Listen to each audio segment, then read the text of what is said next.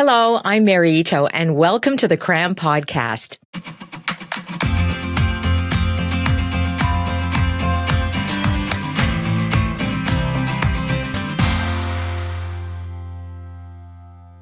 Now, it seems counterintuitive. Just let me explain. You used to see your doctor every year to get a full checkup. She checks your heart, your pulse, looks into your mouth, at your scalp. She does that funny reflex thing on your knee and sends you for full blood workup and maybe some other tests you need. You felt reassured that everything was in good working order, or not. If a problem was detected, well, thank goodness you went for your checkup. But over 10 years ago, the medical profession decided the annual physical was not in the best interests of patients and replaced it with what's called the periodic health exam. Not everyone is sold on this idea after all these years, including some doctors. And there are still questions among patients, especially after the pandemic, about what to expect from a doctor visit and whether it's satisfying their needs. Here to explain what can happen during a health exam, tests you need, tests you don't need, and how to have the best possible relationship with your doctor is Dr. Aisha Lofters. She's a family physician and researcher at Women's College Hospital in Toronto, also an associate professor in the Department of Family and Community Medicine at the University of Toronto. Welcome. Thank you. Very happy to be here. Well, it's great to have you to clear up some things for us. So why don't we start off and just tell us first, what was the evidence behind changing the annual physical to the periodic health exam? So I'd say that in medicine in more recent decades, we've been trying to shift away from doing things because we've always done them to taking what's called an evidence-based approach. So one of the areas that was looked at was this idea of the annual physical and thinking, do we need to have this visit annually? And does it need to really be a head-to-toe physical? And in taking a look at the evidence and looking at different types of research studies, we realized that certainly not for everyone do we need to have an annual physical. Was it shown that it could actually be harmful in some cases? There certainly can be harms, and I think people might think, how on earth could an annual physical be harmful? But I think if we think about harms more broadly, so for example, access to care, we know that literally getting into your physician's office can be challenging for many. So if we're taking up a lot of visits with a visit that's not necessary, that actually can do harm to people who need to get in to see their doctor for more pressing issues. Also, we can end up doing tests that lead us down rabbit holes. So we might find an abnormality on blood work that actually doesn't mean anything. Or we might feel a lump that's totally benign and isn't going to cause any problems. So we end up doing an ultrasound and a CT scan and the person's in a panic for a month. So when we talk about harms, those are the types of things that we mean that can come out with a quote unquote annual physical. And I also think about the costs, because that must be a lot of money if everybody got an annual physical every year. Exactly, because we as physicians, we're getting paid to do them, right? So if we're getting paid to do a lot of unnecessary tests, that's unnecessary money going into the system. Okay, let's talk though about the benefits, because I was reading some research, comments from doctors, from patients, and I know there are still some people and medical people who feel that it's a good thing to see patients every year on a regular basis. So I'd like to hear from you. What are considered the benefits, though, of a regular annual checkup?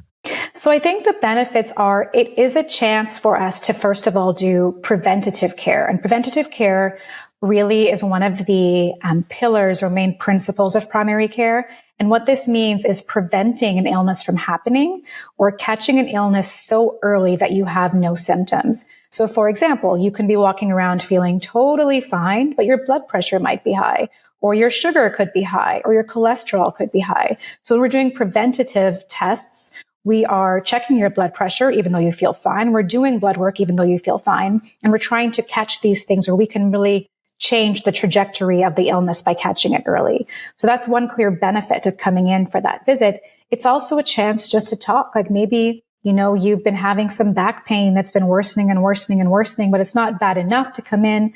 But now you're sitting here and we can talk about everything from head to toe. And you can bring up these issues that you just really haven't had a chance to talk about before. And I think importantly, it's also a chance to really connect with your physician as a person, to say, hey, here's me, here's what's happening with me, and have those conversations.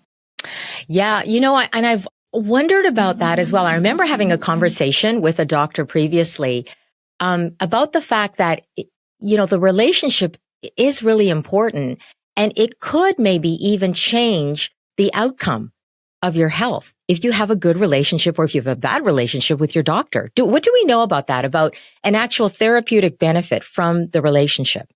The relationship is huge. So if you think about, people have a lot of fear around health. Again, somebody might find a lump and be terrified. What could this lump mean? How could this change my life? And if you have a strong relationship with your physician, your primary care physician, versus if you don't, that could be the difference between saying, okay, you know what? I'm so scared, but I'm going to go in and talk to Dr. X and see what they say, versus, every time I go there, I'm feeling rushed and I don't want to bother them and this isn't urgent enough. And you wait and wait and wait. Something bad can happen. There's so much importance in being able to trust the person that you're speaking to about your health, to be able to ask the quote unquote stupid questions, to be able to admit to things that perhaps might be embarrassing or uncomfortable. So that relationship is so important for us as providers to be able to kind of dig through all of that and get to what's really important for your health. Yeah. I mean, those sound like pretty good benefits to me. What we went. So where do you fall on this then? Because I understand the con, but then the benefits sound pretty good too. So where do you fall? So what I would say is when we say get rid of the annual physical, we're not getting rid of what we're talking about. We're changing it to periodic. So this might mean that maybe you're coming in for this particular type of visit. Maybe it's every 2 years or every 3 years for this type of visit. But it doesn't mean you're not coming in between. A lot of times in a periodic health exam, we might, let's say, order tests, but we might say, now come back in 3 weeks to review results. Or someone might come with a list of 5, 6, 7, 8 things they want to talk about. And we'll say, okay, you know what? We're going to address number 1 to 4, but come back and we'll talk about number 5 to 8. So we're trying to make sure that it's not just the periodic health exam that you're coming in for. That's a type of touch point, but it's not the only type of touch point. Did the pandemic change anything about the periodic health exam? It's interesting. I think it changed it in the sense that fewer of them were happening. A lot fewer of them were happening. During the pandemic, we really were focused on urgent issues and acute issues. So we're still digging out of a backlog when it comes to preventative care and screening, because a lot of those types of things got pushed to the back burner by necessity. But really now what the worry is that you're going to see this wave of people who've put off checking their pressure, their sugar, getting their cancer screening done. And we worry about what does that mean? Because now those things we would have caught early, now we're catching them a lot later. So that's been definitely one negative effect with the pandemic, is a lot of that preventative care got pushed to the wayside. Now we really need to catch up. Well, what about, and I don't know if this is positive, maybe it is, but incorporating more virtual visits. Is that a good thing, do you think? I think virtual visits definitely have their time and place, their time and virtual place.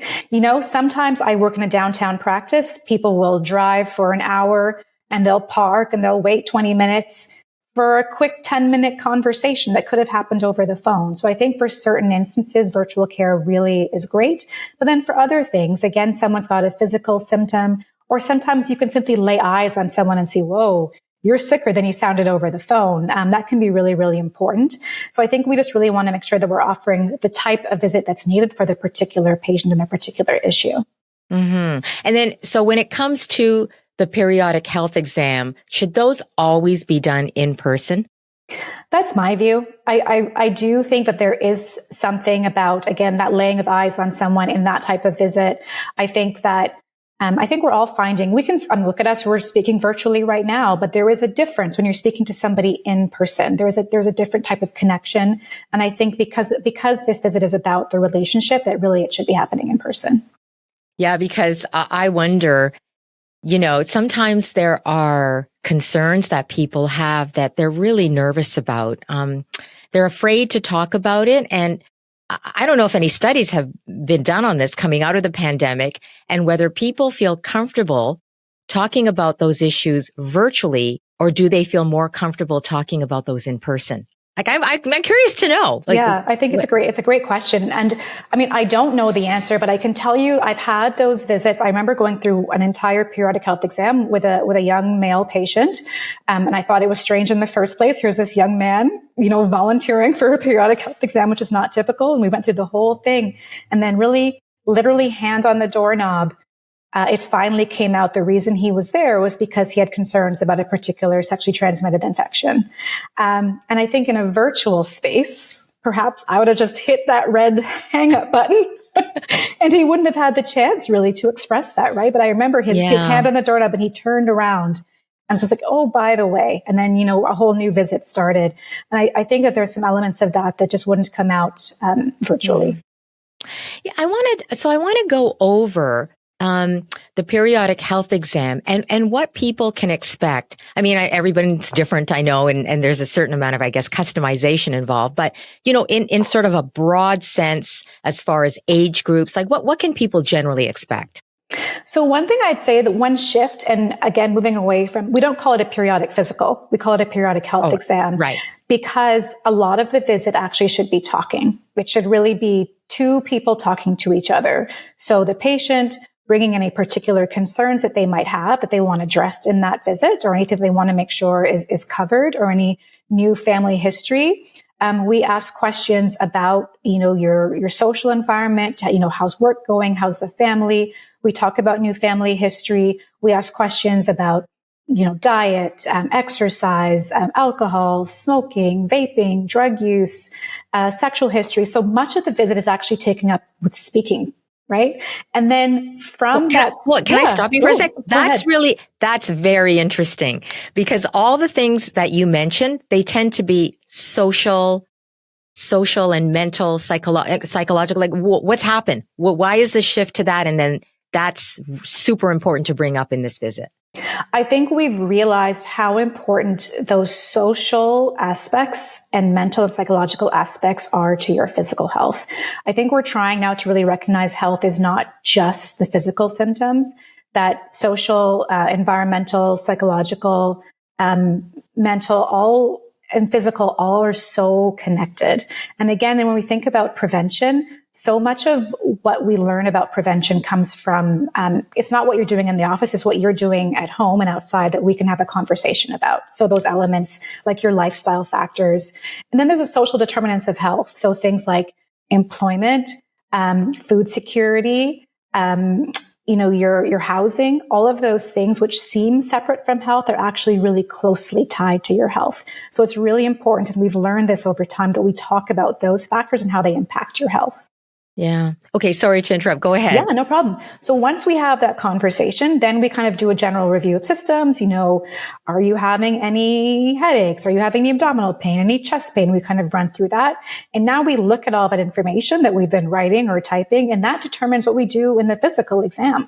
I've had patients where the physical exam might take like a couple of minutes because they're young, they're healthy, nothing has come out in that conversation. So I'll always check blood pressure, but I'm not necessarily going to be looking in your ears if you're not complaining about anything wrong with your ears. I'm not necessarily going to be looking in your throat if you're not complaining of any issues with your throat. We used to do a head to toe physical exam, and we've just realized for a lot of those maneuvers, it's not necessary. Now, I will say I've had colleagues say that there's something to that therapeutic laying on of hands. I remember one of my colleagues using that term, and how important that is for the patient to build trust. But I think that we can do that as well through the conversations that we're doing and through a more strategic and efficient laying on of hands. That is interesting you bring that up, because I've heard that. I've heard that from some friends of mine who've said, "Oh, I went to see the doctor for a checkup, and he didn't even touch me." Mm-hmm. Right? I think yes. I think, do people want to be touched? They do. I think they feel like I didn't kind of get my whole visit's worth if you didn't do any type of physical exam. So I definitely always will do something, but I think we just don't want to do something just to kind of be performative as well. Yeah. Tell me about what would be the necessary components of the exam, like as far as, tests you do, or even blood work or things that don't take place in the clinic. Yeah, so I think checking a blood pressure, we do that all the time, all ages, because we're seeing high blood pressure again across the spectrum at all ages. When it comes to blood work, especially as people hit 40, we start checking blood sugar, we start checking cholesterol. If there's a family history, that can affect what age we start. We might start a little bit younger, and then depending what comes out in the visit, that might affect what blood work we order. So, as an example, if someone's saying, you know what, I'm gaining weight and it doesn't really make sense. And, I feel cold all the time. I might say, okay, let's check your thyroid level and see if there's anything going on there that could explain it. But certainly I think cholesterol and sugar are the biggies that we always, check, on blood work. If we're talking about a woman who's sexually active, she'd be having a cervical cancer screening, so a pap test every 3 years. If it's a woman over 50, we'd be talking about a mammogram every 2 years. And any adult over 50, we'd be talking about colorectal cancer screening with either a FIT test, which is a poop test, or colonoscopy if they're at higher risk. If someone's over 50, we start thinking about screening for osteoporosis through a bone mineral density test. And we also talk about vaccines. So influenza vaccine, pneumonia vaccine, depending on your age. Obviously now COVID vaccine is in the mix. So those are just some of the tests that we talk about doing during a periodic health exam. Regarding the mammogram, I thought the age had dropped to 40. It will be 40 as of this fall. So as of this fall. September, October, it'll be 40. Yes. Okay. And what about, are there tests that were done, or I don't know, maybe they're still done, that really have very little value or no value at all? So, I think that it used to be a bit of a Wild West, might be dramatic, but it used to be a bit of a Wild West with tests that would be done. I remember having a new patient coming in to see me for her first periodic health exam with me, and being surprised why I wasn't ordering her annual chest x-ray. And she had no respiratory issues, no particular reason, but her old doctor always got her an annual chest x-ray. I think sometimes people come in and they kind of want all the blood work, whatever that really means. They want every single box checked off every year. And again, if there's no real evidence for ordering blood work, we shouldn't be doing that. Some people, I think, expect to have maybe an annual ultrasound, or they just kind of want a full body scan. And I think that there was some of these testing that were happening in the past without really any good evidence. Sometimes as physicians, we remember the scary cases, the cases where we missed something, and then we end up ordering things to try and make up for that. But again, that's where we try to shift to focus on, okay, what does the evidence tell us needs to be done? Yeah, it's tricky, isn't it? Because I mean, I'm sure you see patients who worry about things unseen or that they don't feel, right? Yes. Well, what's really happening? Maybe just because I'm not symptomatic, maybe something is wrong with me. So maybe I do need some tests done. Like, how do you appease people and reassure them that they don't need that test? It can be really challenging. It can be really challenging because it's true. You'll find the more anxious patients, or sometimes someone who's had a friend or a family member with a diagnosis, let's say something like ovarian cancer or prostate cancer that can often be caught late, and they want an ultrasound done, they want a CAT scan done because just in case. And I can't tell them they don't have it, right? Because, right. I can't guarantee that, but just to remind them that if we do that for everyone, suddenly the person who actually needs a test is going to have a much longer waiting time, right? If everybody's getting an annual abdominal CT scan, suddenly the person who needs a CT scan has to wait a lot longer. So, I mean, that's one approach, but often it really is a negotiation between provider and patient, and sometimes it can even come down to personality dynamics, right? Who sometimes patients are very, very anxious, and really, really aggressive. So sometimes I try to negotiate and say, why don't we start with doing some basic blood work, or try to find ways to get around it. But it can be tricky because people can get very, very anxious about what could be going on. Yeah. So how do you feel then with patients who come in and maybe it is they want these tests done, like an MRI? I mean, something that it's going to take time, it's costly, or even let's say they want a drug or they want an antibiotic, and that that's not going to help them, but they are insistent. Like, I mean, what do you do? It can be really challenging. I think one thing that is helpful for us as providers. So for example, there's a campaign called Choosing Wisely that has really done a lot of work, both in Canada and the US, to try to raise awareness among both providers and patients about choosing wisely when it comes to the tests that we order and the things that we do.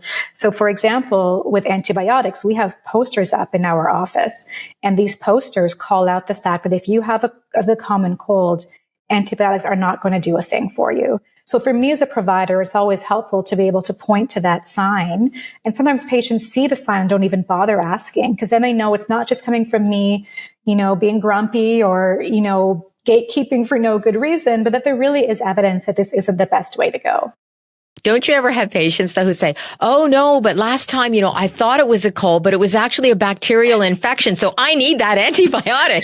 Absolutely. And I think what people don't often realize is that it's a tincture of time, right? So a cold is eventually going to go away. So if you take an antibiotic, it feels like, oh, but it went away but it went away. It would have gone away anyway. And I think that can be hard to grasp. But we as providers, I think we have to take the time to try our best to explain these things to patients too. I'm curious to know what your opinion is on those services, and I think they're private services that are offered to people, often executives, to get full testing, like every test possible, genetic testing to detect anything at all. Like, do you think that's a good thing? Yeah, the executive physical. Yeah. I can see how it would be very satisfying as a patient, right? To say I went to this one visit and I got everything done. But I don't think it's the best way to go. I think from a cost perspective, a lot of unnecessary testing is happening, and those dollars I think could be better spent in our healthcare system. And I think it also, creates this inequity, right? Where you've got some people who are paying and having all this testing done. And then it creates this kind of unnecessary inequity that some people are not able to access this and they don't need to access it. Now there's this perception that the best thing to do is to have every single thing done. And if you're not doing that, you're getting the second best or third best thing. When actually the best thing is to do what the evidence tells us. Yeah, I know it sounds like it's a good thing. And then the other thing too is like, what if they do find something that's really minuscule and then people are freaked over it?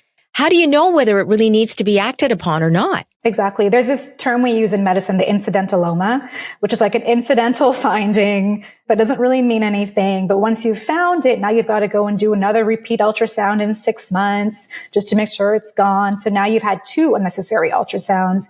You've got months of worry in between, and maybe it's a benign cyst that comes and goes because those happen all the time. Also, what about, guidelines change? And so then when a person comes in for their exam, you've got to incorporate those health guideline changes, right? And I think recently of the big one that happened with alcohol consumption, were you hearing a lot? Because I even just among friends, there was a lot of backlash against that. Oh, yeah. Even among doctors, there was backlash among that. Because we went from a world where, as a woman, less than 7 drinks a week, men less than 10. And now suddenly we're saying no amount is safe. Right. And try for 2, right? It was, it was drastic. It was so hard. Drastic. Yeah. It was drastic. So what do you say in that? Because then I was thinking, okay, but evidence is evidence. That's too bad. That it, it hurts your life. No, really, right? But what do you suppose? That was the evidence came out. Yeah. On the other hand, people live a certain way. And you know what someone said to me? They said, okay, I get it. And he's actually, he's a professor. He said, I get it. 2 drinks, that's the most and nothing is really safe. However, what about the social component? And maybe, someone's having, I don't know, 5 drinks. It's a cultural thing. They've always had a drink every night with their dinner, and it's just something very social. And to not have it, it takes away from that enjoyment, and sociability of the family and friends together. And I thought, I don't know. So I think again, this comes down right to that provider-patient relationship. There's what guidelines say, and I think our job as providers is to share what the guidelines say, and then say, now, you are a human being. living your life in your world. So you have this information and then you do the best that you can, right? Like, I think how many of us, am I eating the perfect diet that I know I should be eating? No, I'm not, but I'm doing the best that I can. Sometimes I say I could have this piece of cake and really, really enjoy it. And I think that that's worth it if I just don't do it too frequently. So when it comes to alcohol, like typically I'll tell people, here's what the guidelines say. If you can cut down a little bit from wherever you are, that's going to benefit you. But I think as providers, we have to recognize that people are not robots. We do the best that we can in the world that we have, and any little change that you can make is still going to benefit you. Yeah. And what about exercise? Generally, what do you tell to patients about? Because people are busy too, and it's so hard to incorporate regular exercise for many people. Yeah, exactly. So really you should be doing exercising, let's say, at least 3 hours a week, spread out over the week as much as possible, doing resistance training as part of that exercise. But some people don't have the time to do that. So if you could get off the subway one stop earlier and walk that distance every day, great. Then start there. If you can do if you were doing nothing before and now you're doing 10 minutes a day and that's your exercise for the whole week, that's great. You're still starting from somewhere and you're still going to derive some benefit from that. Yeah. And so many of these things, right? Like exercise. I mean, that takes time. Eating well, that also involves money and possibly time. Mm-hmm. And then, I don't know, the more you think about it, then it does become this kind of, equity issue. Yes, absolutely. Right? Absolutely. It turns into that. Absolutely. I think if we think about all of those factors, so eating healthy is very expensive. To be able to buy fresh fruits and veggies, to not buy processed food is expensive. To make your meals from scratch requires time, and we know that time is money. Exercise, to be able to afford to go to a gym or work with a trainer, or again, to have that time to exercise. All of those factors do come. And again, that's where we talk about the social determinants of health. Even where you live, if you live in a neighborhood where you can go for a walk and it's super easy versus a neighborhood where you don't feel comfortable going for a walk after dinner. All of these things factor into, again, that point about people doing the best that they can. And I think we get into bigger issues then about health policy and what do governments do to be able to support people to live their healthiest lives.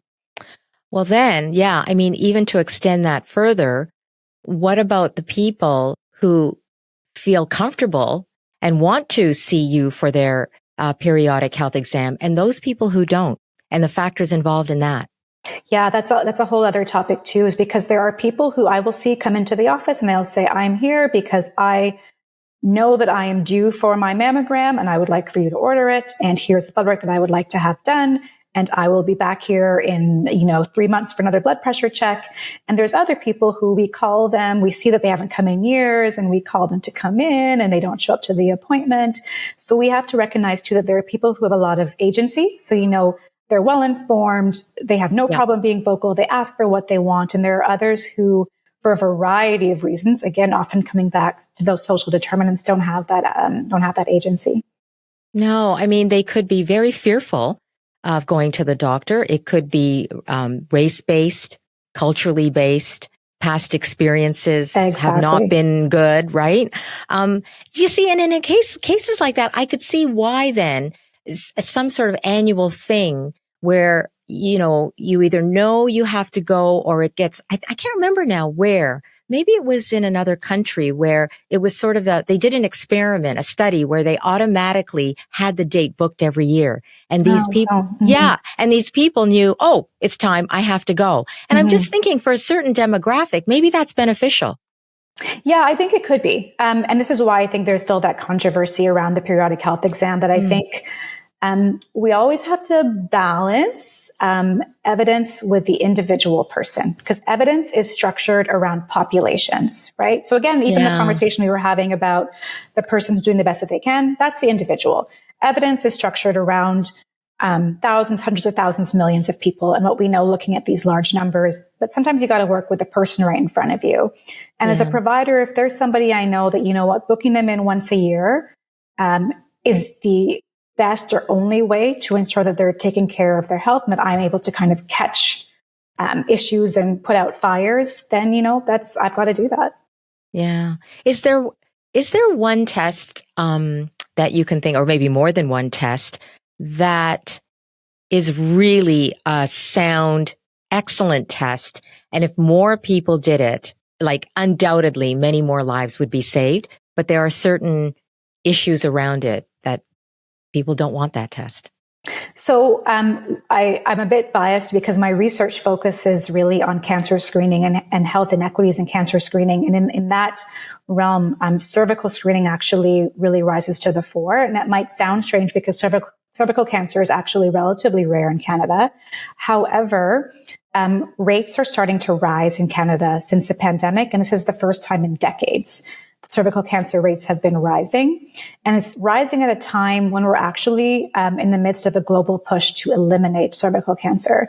So because the screening test for cervical cancer, which is the PAP test, and also in more recent years, the HPV test, is such an effective test, we can actually eliminate this disease with a combination of vaccination and screening. So really eliminate it globally. Globally. And the World Health Organization is pushing for that globally. Within Canada, there are different groups, the Canadian Partnership Against Cancer, really spearheading this work to eliminate cervical cancer. So at the same time that this movement is happening, we're seeing this increase in rate. So that's quite worrying, which just shows we have a lot of work to do to increase cervical cancer screening and increase HPV vaccination. And, we talked about the pandemic. The PAP test it's an in-person test, right? You have to go in to have the test done. So there was so many PAP tests not done during the pandemic that we really have to make sure that we catch up on. And you asked about barriers. So for many of us, the PAP is kind of annoying. It's not very comfortable. It's not fun. But there are some people that it's traumatic. They've had really bad experiences with PAPs, or they've had sexual trauma, or perhaps their provider is a man, and culturally that's just a no-go. So for some women, there are these huge barriers around cervical cancer screening that we have to find ways to address.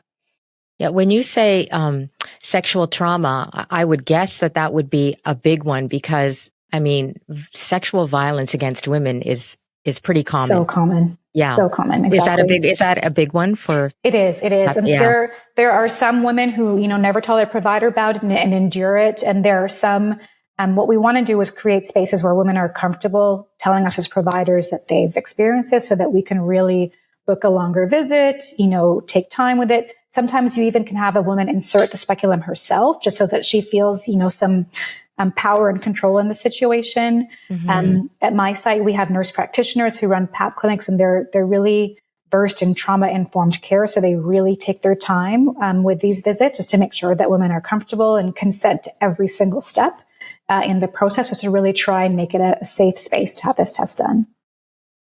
And earlier you gave an example of a young man coming in, and you said, I can't remember exactly, but something like, surprising, this young, seemingly mm-hmm. healthy man coming in for a periodic health exam. Yeah. So when it comes to men, what would be an issue there? You talk about PAP tests for women. Is there something around men that they hesitate to do, they're not doing, but it could help their health?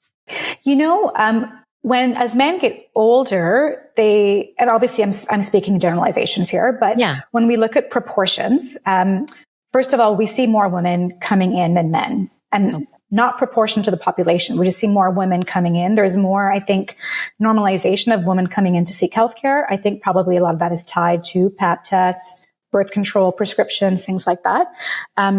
But a lot of times, especially once a young boy is no longer needing to have his pediatric visits, between kind of that entering adulthood all the way to like age 50, you can have a lot of men who are very infrequently going to the doctor.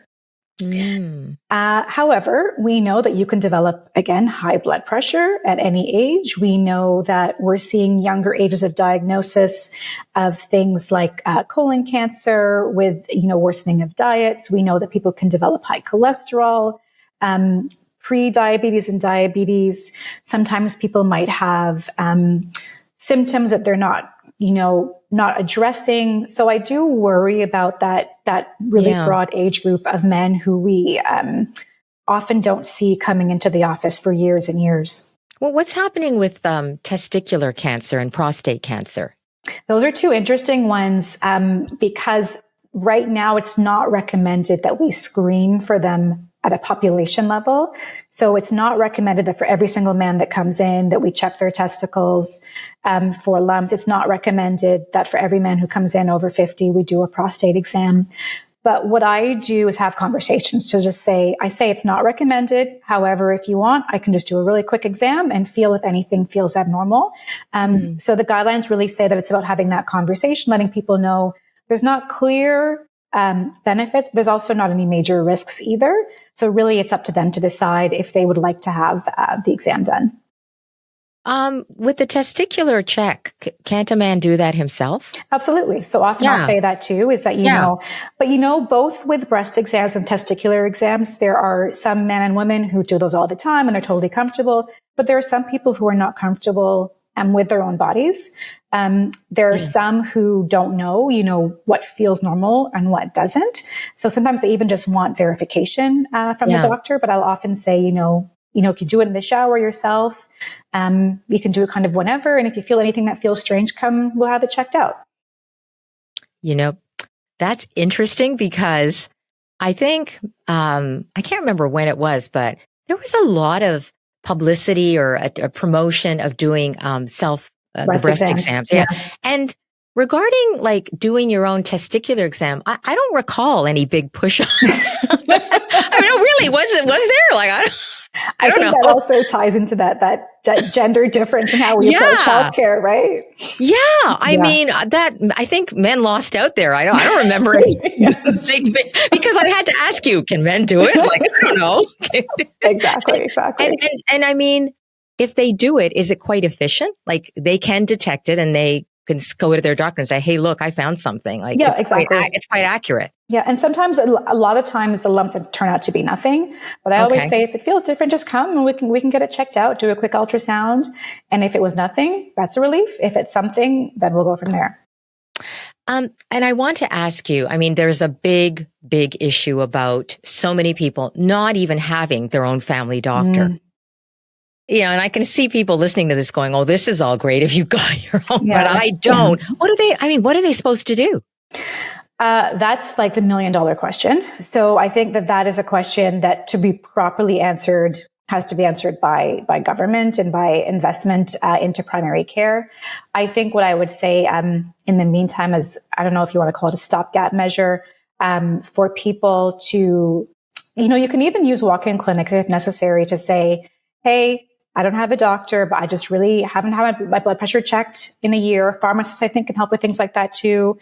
And just try to at least get the basics done, like checking your blood pressure in the pharmacy, going to a walk-in clinic and seeing, could you at least just check my sugar and my cholesterol? Some walk-in clinics too might also offer pap tests. You might be able to find some sexual health clinics will do pap tests. If you are over 50 and starting in the fall, if you are over 40, you don't need a referral to have a mammogram done. If you want to have a FIT test done, you can call, I think it's 811. And if you don't have a provider, you can still get the test done. Everything I've just said requires some level of awareness, right? It requires the person to know, oh, these are the things I need to have done. So again, that's not an ideal or perfect answer, but they are trying to create ways that people who don't have a provider can at least get these particular important individual tests done. People are living longer.